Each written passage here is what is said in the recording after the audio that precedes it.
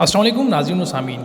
ناظرین، جب ہم سارا دن کام کر کے بستر پر لیٹتے ہیں تو فوراً نیند آ جاتی ہے، یا پھر کئی لوگ سوشل میڈیا کا بے مقصد استعمال کرتے ہیں جن سے نہ صرف ہماری نیند میں خلل پیدا ہوتی ہے بلکہ پوری رات ایک عجیب بے سکونی رہتی ہے۔ بحیثیت مسلمان ہمارے لیے یہ بہت اہم ہے کہ ہم رات کو اللہ کا نام لے کے سوئیں، اور جب ہم قرآن کی سب سے طاقتور آیت یعنی آیت الکرسی کا ذکر کر کے سوتے ہیں تو اللہ رب العزت ہماری حفاظت پہ ایک فرشتہ مقرر کر دیتا ہے جو پوری رات ہماری حفاظت کرتا رہتا ہے، اور ہم ساری رات اللہ کی حفاظت میں سکون کی نیند سو پاتے ہیں۔ ناظرین کرام، قرآن پاک کا ایک ایک لفظ نہ صرف اپنے اندر ایک معجزہ ہے بلکہ پوری انسانیت کے لیے ہدایت کا راستہ بھی ہے، لیکن قرآن میں کچھ آیات ایسی بھی ہیں جو اپنے اندر موجود خصوصیات کی وجہ سے ایک اہم مقام رکھتی ہیں، اور قرآن کریم میں آیت الکرسی کو وہ مقام حاصل ہے جس میں اللہ کی حاکمیت اعلیٰ کا سب سے بہترین خلاصہ موجود ہے، جس کی بنا پر یہ قرآن کی سب سے بڑی اور قرآن کی سب سے اہم آیت تسلیم کی جاتی ہے۔ حضرت علی رضی اللہ عنہ نے فرمایا کہ قرآن کی سردار آیت آیت الکرسی ہے۔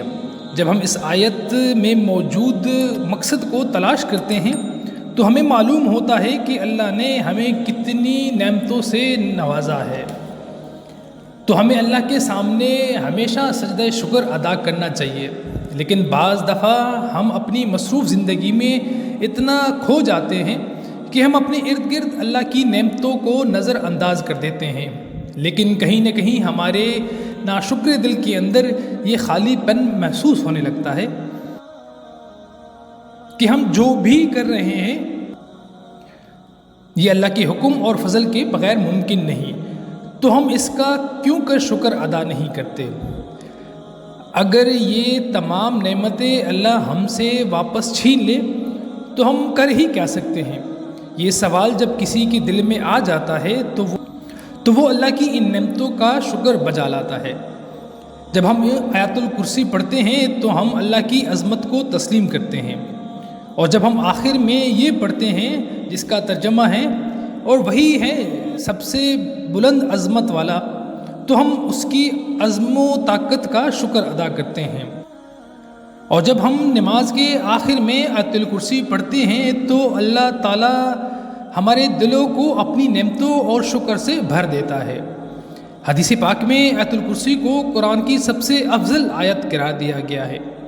بچپن سے لے کے اب تک ہم لوگ کئی مرتبہ آیت الکرسی پڑھتے ہیں، گھر سے نکلتے وقت، گھر میں داخل ہوتے وقت، سفر میں کسی بھی مشکل میں یا پھر کہیں مصیبت میں، لیکن اکثر اوقات اس کی معنی و عظمت سے ناواقف ہوتے ہیں۔ حدیث میں آتا ہے کہ ہر نماز کے بعد آیت الکرسی پڑھنے والے پر جنت واجب ہو جاتی ہے۔ جو شخص اس سے صبح پڑھتا ہے شام تک وہ اللہ رب العزت کی حفاظت میں رہتا ہے، اور شام کو پڑھنے والا صبح تک حفاظت الہی میں رہتا ہے۔ روایات میں ہے کہ اس آیت کے نزول کے وقت 30,000 فرشتے، جبکہ بعض روایات میں ہیں کہ 70,000 فرشتے اترے تھے، جس سے اس کی شان ظاہر ہوتی ہے۔ حدیث پاک میں ہے کہ نبی صلی اللہ علیہ وآلہ وسلم نے فرمایا کہ معراج کی رات مجھے 3 نور دکھائی دیے۔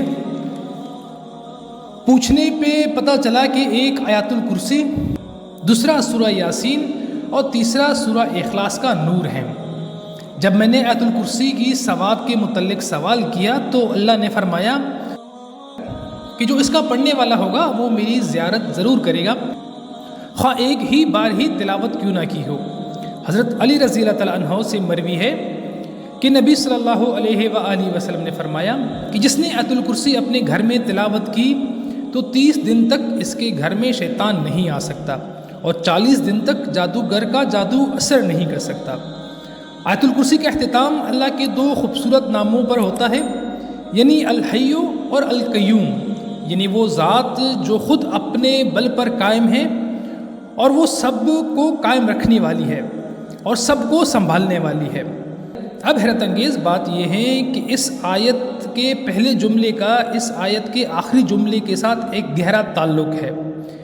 اس آیت کے آخری جملے میں پھر اللہ کے دو نام آئے ہیں جس کا ترجمہ ہے کہ وہی ہے سب سے بلند عظمت والا۔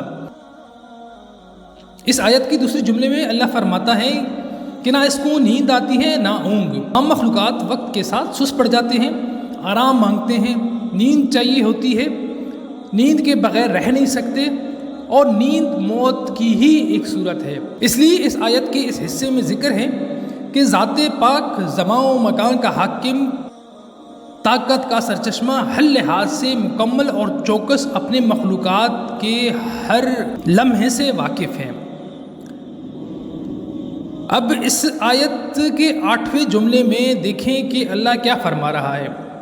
ترجمہ ہے اور اسے زمین و آسمان کی حفاظت تھکاتی نہیں۔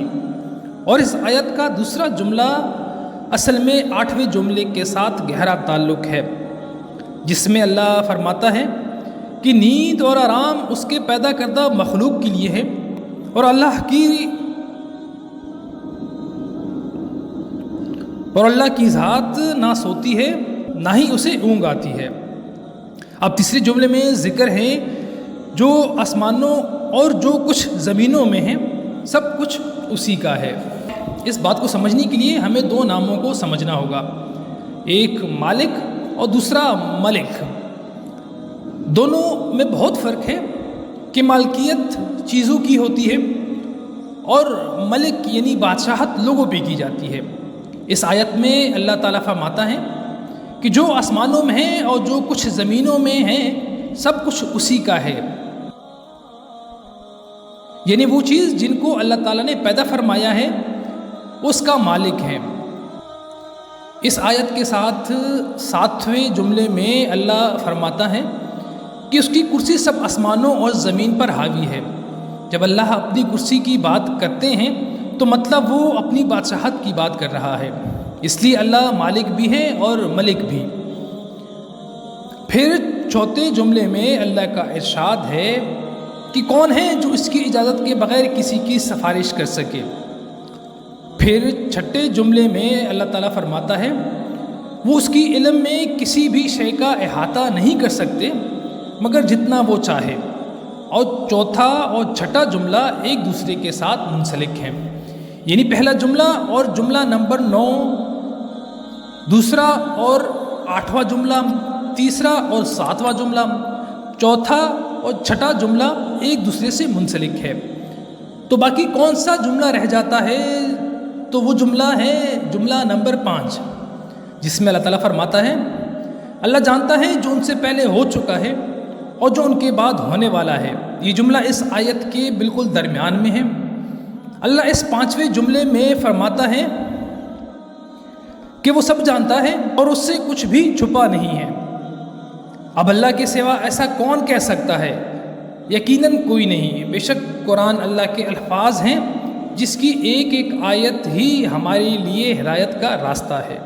آخر میں دعا ہے کہ اللہ ہم سب کو قرآن سمجھنے اور اس پر عمل کرنے کی توفیق عطا فرمائے۔ آمین ثم آمین۔